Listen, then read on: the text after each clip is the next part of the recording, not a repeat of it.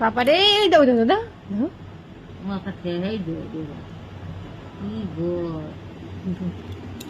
যদি লাগে আমার কিন্তু কিছু করার নাই বলে দিলাম। আমার গামছাড়া দেখছে।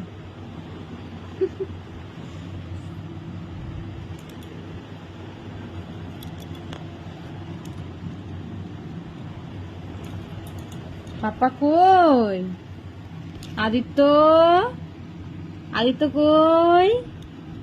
বুঝতে পারছি মা ডাকছে, এই জন্য সারা দেবে না। আদি, ওরে বাবারে, তোমার নাম আদি? তুমি জানো? আদিত্য, ডাকো দিদা তুমি।